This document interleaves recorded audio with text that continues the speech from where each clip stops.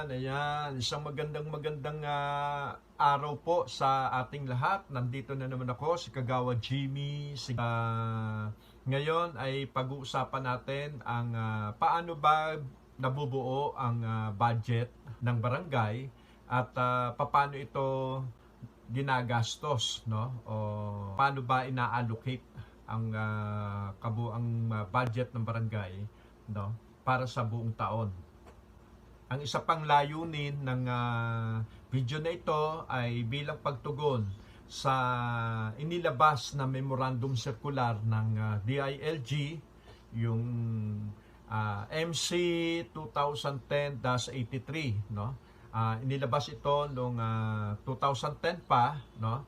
Ang mas kilala ito doon sa tinatawag nating full disclosure policy, no, na nagsasabi na lahat ng transactions, budget, no, papeles, no, ng barangay hinggil sa kanyang paggamit ng pondo ay dapat may full disclosure ito sa mga mamamayan. Ito ay dapat nakapaskil sa tatlong conspicuous place, no, na kung saan ay ma-examine siya, mabubusisi siya ng mga mamamayan.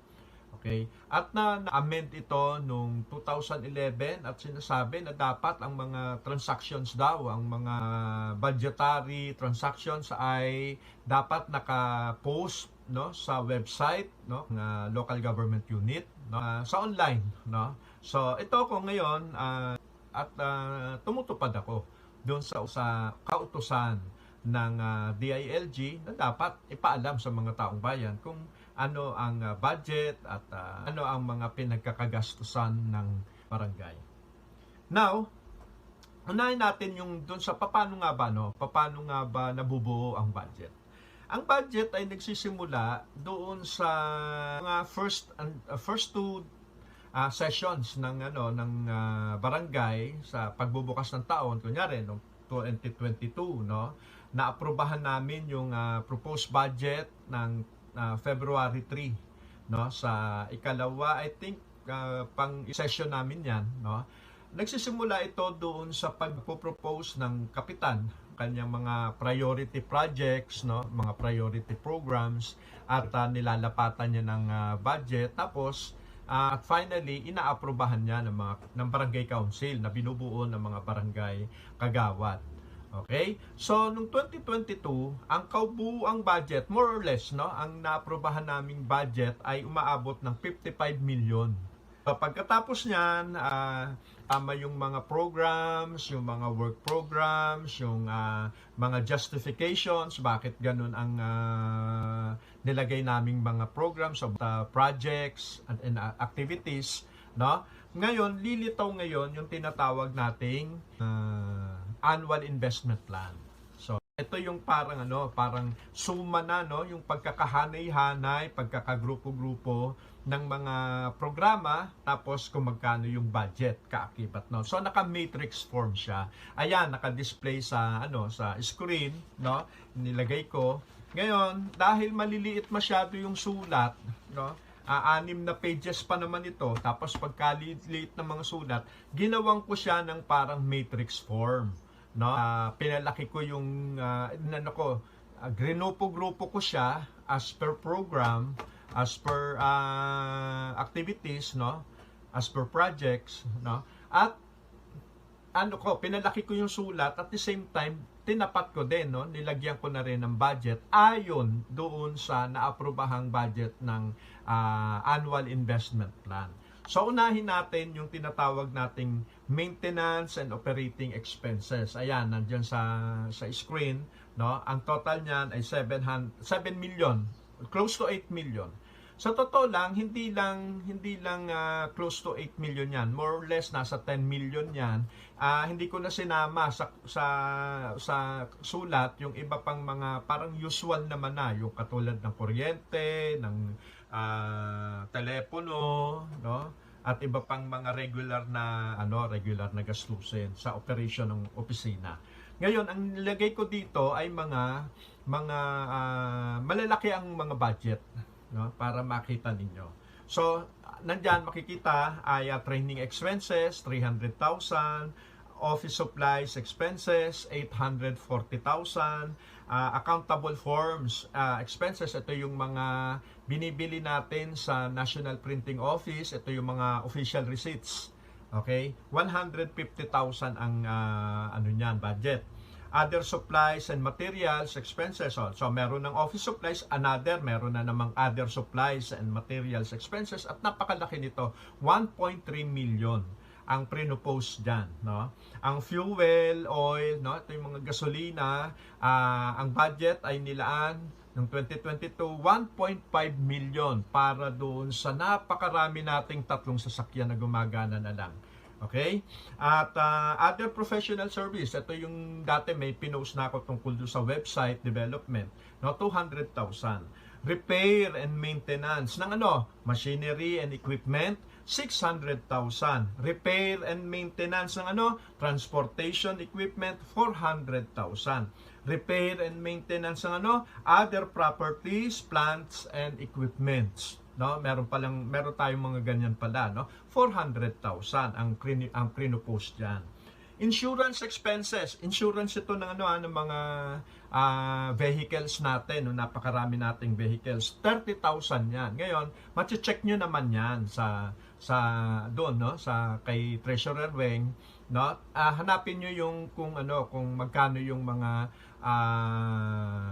bayad, no? Kung naka-insure nga ang ating mga sasakyan.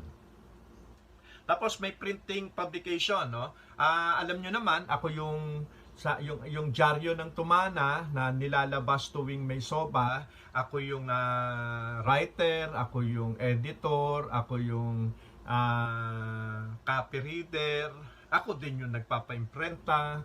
Ang budget na binibigay sa akin dyan ay 6,000 pesos kada meron tayong SOBA. At ang budget dyan sa printing and publication ay 100,000. Donations, no? 1.5 million ang binudget para sa mga donasyon daw. Barangay Assembly, 100,000. Ito yung SOBA, no? Education program, no? Kapag pasukan, 300,000 ang ating dyan, no? Kasama na dyan yung ating daycare siguro, no? Livelihood programs, 200,000. Pero merong mga programs na meron ding livelihood, katulad sa GAD at saka dun sa senior citizens, may nilaan din doon at sa senior 100,000. So hindi lang 200,000 yan, pero dito sa MOOE, no, 200,000 yan. So in total, 7,920,000. Peace and order, na yung kay Kagawad Mike, no, na siya yung Committee on Peace and Order. Purchase of various peace and order supplies and materials, 125,000. Ito yung siguro yung mga posas, no, yung mga baton, kapote, pito, flashlight, etc. Ganyan. Umabot yan ng 125,000 ang budget. Okay. Tapos meron tayong dapat may mga pa-training, capacity building, no, para sa mga tanod at saka sa mga lupon, 120,000 ang budget. Training seminar ng mga HOA, no, officers. Ito yung mga opisyalis ng mga Homeowners Association, 55,000 ang budget dyan. Tapos, ayan, makikita nyo rin, Barangay Anti-Drug Abuse Council o BADAC. Ang programa, no, ang budget, Drug Abuse Prevention Consciousness Week, no, 30,000. BADAC functionality, ito yung dapat nagmi-meeting, nagpaplano, yung mga may mga allowance, no, na miyembro nitong BADAC Council. 30,000 po ang budget diyan. Tapos merong ito yung programa para sa mga flea bargain natin, mga flea bargaining. Yung kapag nahuli sila sa bilang naakusahan silang pusher o kaya user, no? Tapos nagpi-plead guilty sila. So, pinapakawalan sila, may programa para sa kanila, 110,000. Awareness campaign, ito yung mga kampanya para malaman ng mga tao, no, yung hindi mabuting dulot ng paggamit ng droga, 30,000 ang budget dyan. Clean and green, ito yung yung kina Mami D, no? Ito daw ay yung pagbili ng mga siguro sako, walis, no, mga gamit panlinis. 180,000. Tapos sa clean up drive, no, nakikita dyan, 120,000. Weekly daw yon na magki-clean up. So, 120. So, yung mga nagwawalis natin, no, yung mga volunteers, dapat pinapakain kayo, no? Merong budget kasi para dyan, no? 120,000 yan.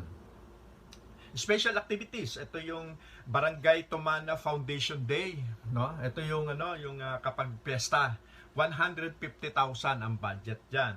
Daycare Christmas Choral, no?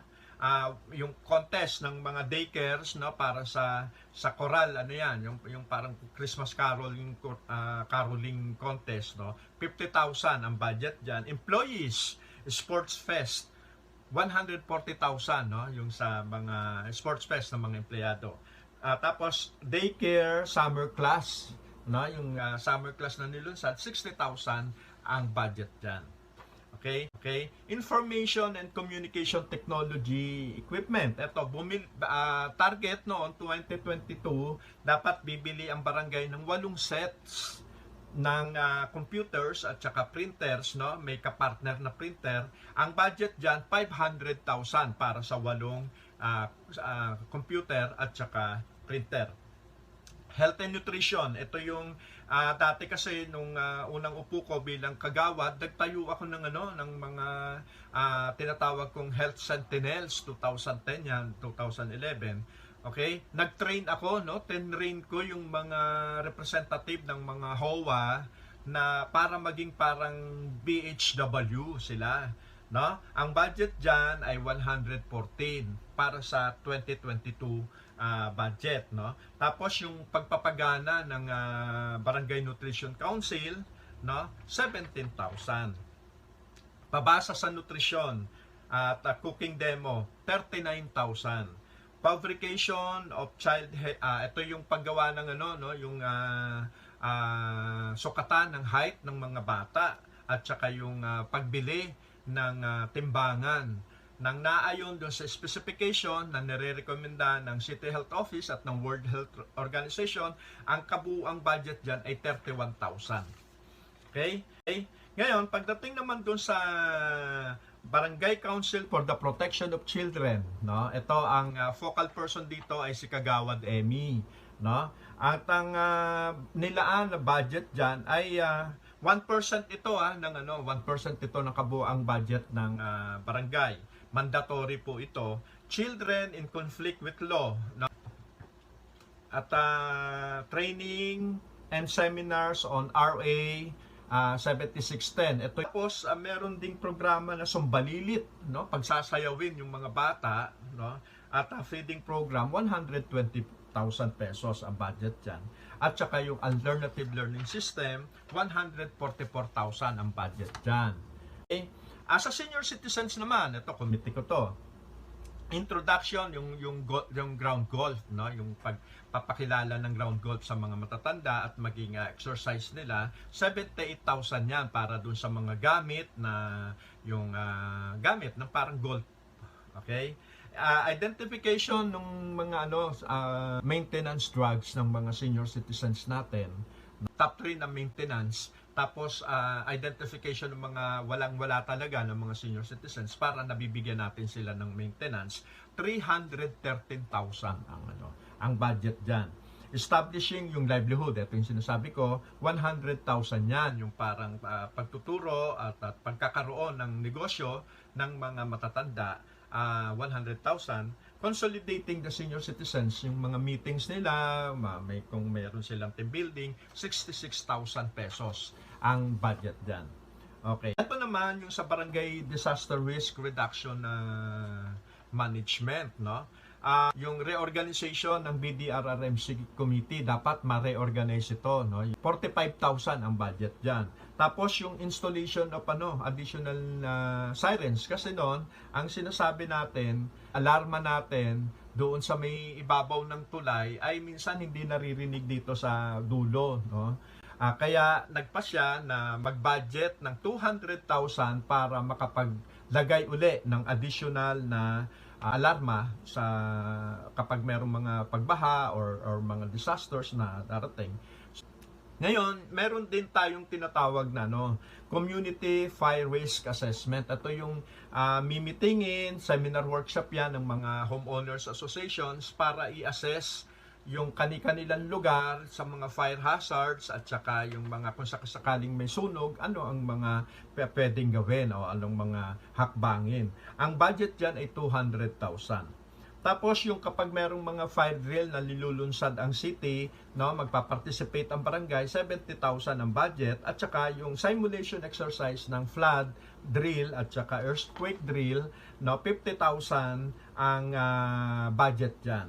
Tapos yung ating yung first aid and life support and community at the community level dapat maturuan daw, actually street level 'yan, na ang budget diyan ay 100,000. Tapos ito yung yung naging kontrobersya, installation of additional CCTV. Okay. 300,000 ang budget diyan noong 2022. Schooling, ito meron tayong ambulance, at dapat kasi protocol yan, ang isang ambulansya dapat palagi may nakasakay diyan na trained para na pwedeng mag-administer kapag may emergency, pag-aaralin sila ng barangay. Ang budget dyan ay 80,000 pesos. Assessment planning ng BDRRMC, 50,000 ang budget dyan. Tapos yung production ng mga audiovisual at IEC materials tungkol sa sakuna at dilubyo, ang budget dyan ay 50,000 pesos. Ngayon, pagdating naman doon sa pagkakaroon ng Barangay Registry Information System na naka-framework siya sa GAD, ang budget dyan ay 114,000. Number 2,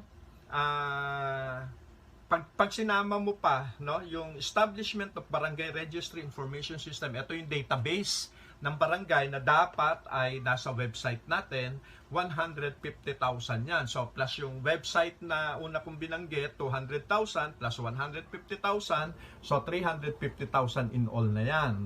Conduct of Barangay Data Appreciation of Homeowners Associations. Dapat mimitingin ang mga HOA, at i-discuss sa kanila, ibababa sa kanila ano yung resulta ng mga survey, tapos i-appreciate para alam nila kung ano yung nangyayari sa barangay pagdating doon sa gender and development, So 90,000 ang niyan, ang budget diyan. Conduct of refresher seminar orientation training on RA 9262 sa Bausi, 158,000 ang budget diyan. Recruitment and training of additional Bausi advocate facilitator, yung kumbaga yung mga facilitator kapag may nagrereklamo na kababaihan biktima ng Bausi, ang ginagawa natin dahil kulang, magte-train tayo, magre-recruit tayo ng bago. Ang budget diyan ay 12,000. Okay, karagdagan pa rin sa GAD, development, creation, and reproduction of IEC materials on Bausi and children's rights, 50,000 pesos. Ito yung kumbaga dapat meron na produce na mga materials, na reading materials na mababasa ng mga kababaihan natin para makita nila yung karapatan nila at karapatan ng mga bata, 50,000 ang budget dyan. Ngayon, nag-propose din ako equipments para pagbaba mo sa community at nag-lecture ka doon, mas madaling maiintindihan ng mga tao. Turo mo sa pamamagitan ng mga equipments na yan. Ang binudget ko dyan ay 339,000. Okay? Ito na, ang exciting part din. 20% Barangay Development Fund. Mandatory to, 20% yan ng kabuuang budget o general fund. Purchase of COVID-19 supplies, 4,300,000 ang budget yan. Ahon ng lockdown, ako talaga yung doon. Kaharap ko araw-araw may mga COVID. Ako pa yung naghahatid kasama ng driver, naghahatid sa ospital ng mga may COVID, ng mga matatanda. So, noong 2022, naglaan ng 4,300,000 para do sa pagbili ng mga supplies. Kapag may ito yung 'di ba, nagpapadala kami ng ng mga gulay, bigas, ulam, dun sa ano. Pero 4 million ang budget dyan. 4.3 million ang budget dyan. Installation of additional solar lights. Nako, ito yung napaka-controversial, no? 1.5 million ang budget sa solar lights para itatayo ilalagay sa Angel Santos, Riverside, Mungo, Singkama, Sitaw, Okra at Creekside ang Ampalaya. 1.5 million. Mushroom House, ito yung isang project ko na pagpo-propagate ng mushroom, pero para makapag-propagate kailangan ng bahay ng mga mushroom, no? Ang budget diyan lumitaw ay 1.8 million. Okay, kasama na sana diyan yung yung mga pagtitrain, no, ng mga gagawa, pati yung paggawa mismo ng mga fruiting bags, para no, tuloy-tuloy na mangyayari. Tapos yung syempre yung pagpapatayo ng mushroom house. 1.8 million ang target ang budget na nilagay diyan. Waste management, urban gardening, no? 700,000, no? Ito yung ito yung controversial na bokashi composting. Okay.